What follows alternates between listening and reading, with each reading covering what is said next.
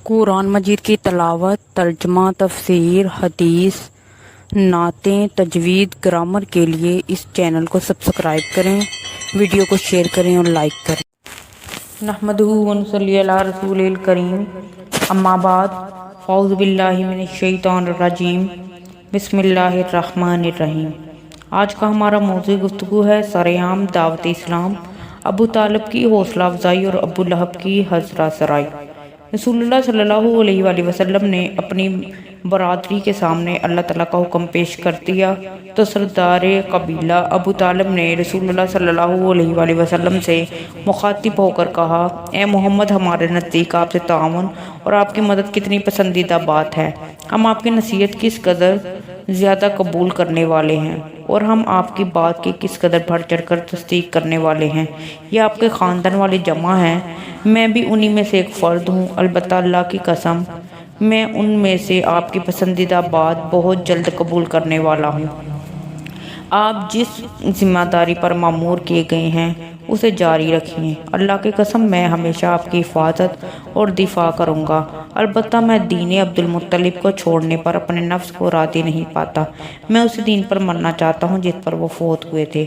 ابو طالب کے علاوہ دیگر افراد برادری نے بھی بھلے طریقے سے گفتگو کی، لیکن ابو لہب آپ صلی اللہ علیہ وآلہ وسلم کی مخالفت پر اتر آیا۔ وہ کہنے لگا، اے بنو عبد المطلب، اللہ کی قسم یہ بہت بری بات ہے۔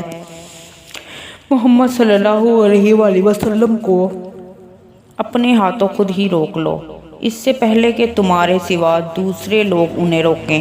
اگر اس وقت تم نے محمد صلی اللہ علیہ وآلہ وسلم کو ان لوگوں کے حوالے کیا تو تم ذلیل و خوار ہو جاؤ گے، اور تم نے ان لوگوں کی مخالفت مول لے لی تو مارے جاؤ گے۔ یہ سن کر ابو طالب نے حاضرین کو مخاطب کرتے ہوئے یہ فیصلہ سنایا، واللہ جب تک ہم زندہ ہیں محمد صلی اللہ علیہ وآلہ وسلم کی لازماً حفاظت اور دفاع کریں گے۔ ابو لہب کی بہن نبی صلی اللہ علیہ وآلہ وسلم کی پھپھی حضرت صفیہ رضی اللہ عنہ ابو لہب سے فرمانے لگی، اے میرے بھائی، کیا تمہیں اپنے بھتیجے کی رسوائی اچھی لگے گی؟ اللہ کی قسم علماء ہمیشہ اس بات کی خبر دیتے آئے ہیں کہ عبد المطلب کی اولاد سے ایک نبی آئے گا اور وہ نبی محمد صلی اللہ علیہ وآلہ وسلم ہی ہیں۔ ابو لہب بولا، یہ بات بالکل لغو اور خواہشات پر مبنی ہے، یہ بالکل عورتوں کی سی ہوائی بات ہے۔ جب قریش کی باقی شاخیں مخالفت میں اٹھ کھڑی ہوں گی اور عرب میں ان کے ساتھ مل جائیں گے تو ہم مقابلے کی تاب نہ لا سکیں گے۔ اللہ کی قسم ان کے مقابلے میں ہماری تعداد بہت کم ہے۔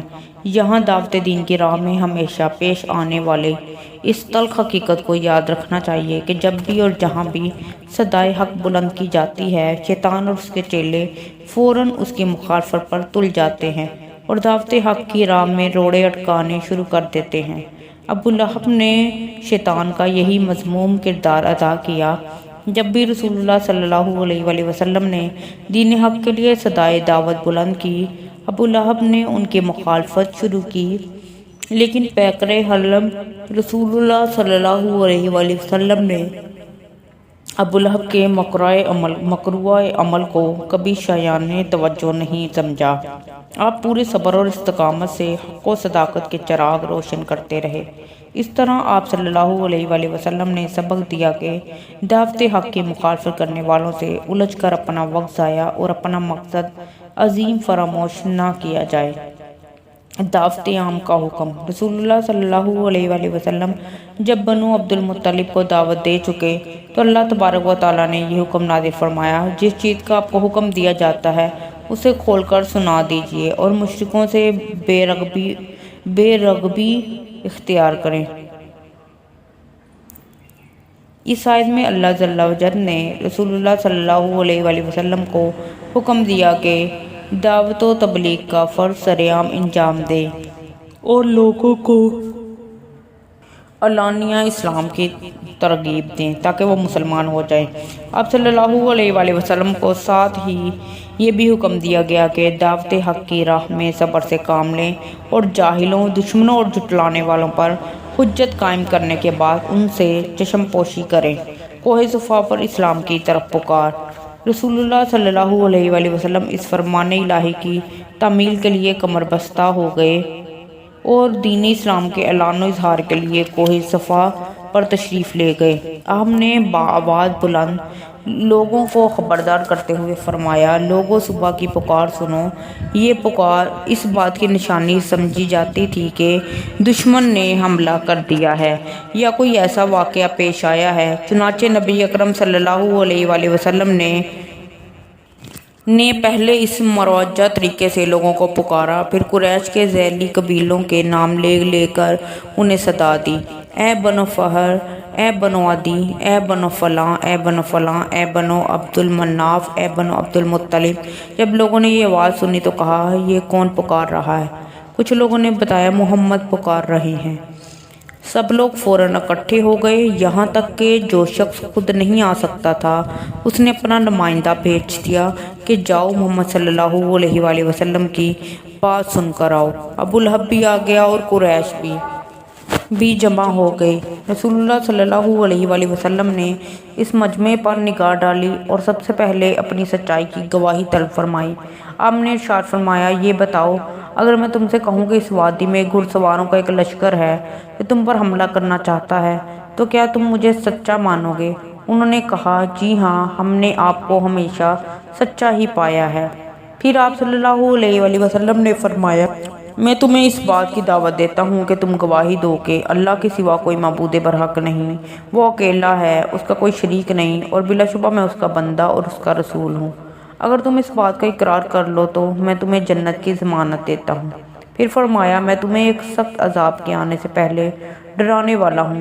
نیز فرمایا، میری اور تمہاری مثال ایسی ہے جیسے کسی آدمی نے دشمن کو دیکھ لیا اور فوراً دوڑ پڑا تاکہ گھر والوں کو خبردار کرے، پھر اسے خدشہ ہوا کہ اس کے پہنچنے سے پہلے ہی دشمن انہیں آ دبوچے گا، لہذا وہ چیخ چیخ کر پکارنے لگا، لوگوں صبح کی پکار سنو۔ دنیا و آخرت میں صرف دین اسلام ہی نجات کا ذریعہ ہے۔ اپنے عزیز و اقارب کو اس حقیقت عظمیٰ سے آگاہ کرتے ہوئے نبی کریم صلی اللہ علیہ وآلہ وسلم نے فرمایا، بلا شبہ اللہ نے مجھے حکم دیا ہے کہ میں اپنے قریب ترین رشتہ داروں کو ڈراؤں اور وہ تم ہی ہو۔ یقیناً میں تم لوگوں کے لیے دنیاوی منفعت کا مالک ہوں، نہ آخرت کے حصے کا، مگر یہ کہ تم لوگ لا الہ الا اللہ کا اقرار کر لو۔ اس کے بعد آپ صلی اللہ علیہ وآلہ وسلم نے مختلف قریشیوں کو نام بے نام پکار کر اسلام کی دعوت دی اور بالکل صاف صاف لفظوں میں خبردار فرمایا، اے کعب بن لوئی کے بیٹو، اپنے آپ کو آگ کے عذاب سے بچا لو۔ اے مرہ بن کعب کے بیٹو، اپنے آپ کو آگ کے عذاب سے بچا لو۔ اے بنو عبد الشمس، اپنے آپ کو جہنم کی آگ سے بچا لو۔ اے عبد المناف کی اولاد، اپنے آپ کو جہنم کی آگ سے بچا لو۔ اے بنو ہاشم، اپنے آپ کو جہنم کی آگ سے بچا لو۔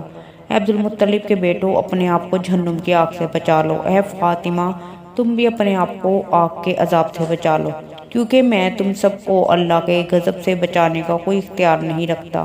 ہاں، تم لوگوں سے میرا نسب و قرابت کا تعلق ضرور ہے، میں اسے بہرحال قائم رکھوں گا۔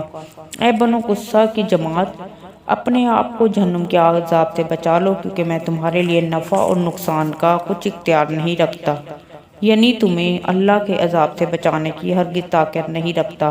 اے قریش کے لوگ، اللہ کے عذاب سے نجات کے بدلے میں اپنی جانوں کا سودا کر لو، میں تمہیں اللہ کے غضب سے بچانے کے لیے قطعاً تمہارے کام نہیں آ سکتا۔ اے عباس بن عبد المطلب، میں تمہیں اللہ کے غضب سے بچانے کے لیے ہرگز تمہارے کام نہیں آ سکتا۔ اے رسول اللہ صلی اللہ علیہ وآلہ وسلم کی پھوپھی صفیہ، میں تمہیں اللہ کی پکڑ سے بچانے کے لیے تمہارے کچھ کام نہیں آ سکتا۔ اے رسول اللہ صلی اللہ علیہ وآلہ وسلم